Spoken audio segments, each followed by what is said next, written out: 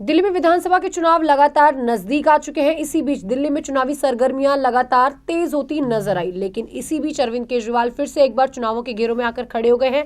अरविंद केजरीवाल अब बुरी तरह से फंसते नजर आए। न केवल अरविंद केजरीवाल के साथ साथ मनीष सिसोदिया भी अब की बार बुरी तरह से फंस चुके हैं। आइए बताते हैं। केंद्रीय गृह मंत्रालय ने दिल्ली शराब घोटाले से जुड़े कथित मनी लॉन्ड्रिंग मामले में अरविंद केजरीवाल और मनीष सिसोदिया पर मुकदमा चलाने के लिए ईडी को मंजूरी दे दी। इससे पहले दिल्ली के एलजी विनय कुमार सक्सेना ने अरविंद केजरीवाल पर मुकदमा चलाने की मंजूरी दी थी। पिछले साल नवंबर में सुप्रीम कोर्ट ने अपने आदेश में कहा कि ईडी को सरकारी कर्मचारियों पर मुकदमा चलाने से पहले अनुमति लेनी होगी।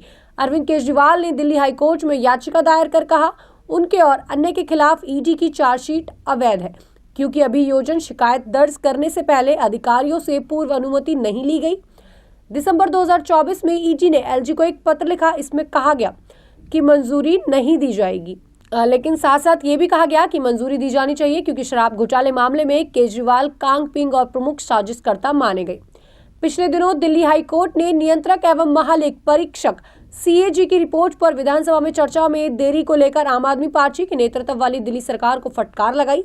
जस्टिस सचिन दत्ता की सिंगल जज बेंच ने कहा सीएजी रिपोर्ट सदन के पटल पर नहीं रखना पड़े, इसीलिए दिल्ली सरकार ने विधानसभा का विशेष सत्र बुलाने से अपने पैर भी पीछे खींचे।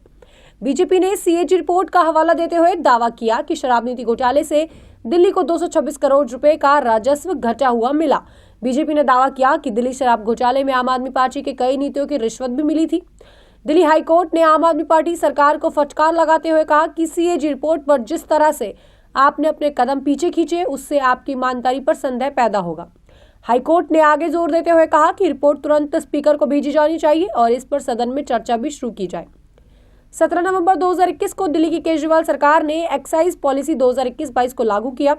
नई पॉलिसी के तहत शराब कारोबार से सरकार बाहर भी आई थी। जितनी भी दुकानें थी सभी की सभी निजी हाथों में दे दी गई। दिल्ली सरकार का दावा भी था कि नई शराब नीति से माफिया राज खत्म होगा और सरकार के रेवेन्यू में बढ़ोतरी भी मानी जाएगी। हालांकि ये नीति शुरू से ही विवादों में फंसी हुई थी और जब ज्यादा बवाल बढ़ा तो 28 जुलाई 2022 को सरकार ने इसे पूरी तरह से रद्द भी किया। कथित शराब घोटाले का खुलासा 8 जुलाई 2022 को दिल्ली के तत्कालीन मुख्य सचिव नरेश कुमार की रिपोर्ट से हुआ। इस रिपोर्ट में उन्होंने मनीष सिसोदिया समेत आम आदमी पार्टी के कई बड़े बड़े नेताओं पर गंभीर आरोप भी लगाए। दिल्ली के एलजी वी के सक्सेना ने सीबीआई जांच की सिफारिश भी की। इसके बाद सीबीआई ने 17 अगस्त 2022 को केस दर्ज किया। इसमें पैसों की हेराफेरी का आरोप भी लगाया गया, इसीलिए मनी लॉन्ड्रिंग के जांच के लिए ईडी ने बहुत से केस जो है वो दर्ज कराए। मुख्य सचिव ने अपनी रिपोर्ट में मनीष सिसोदिया पर गलत तरीके से शराब नीति घोटाले तय करने के आरोप लगाए थे। मनीष सिसोदिया के आसपास आबकारी विभाग भी था।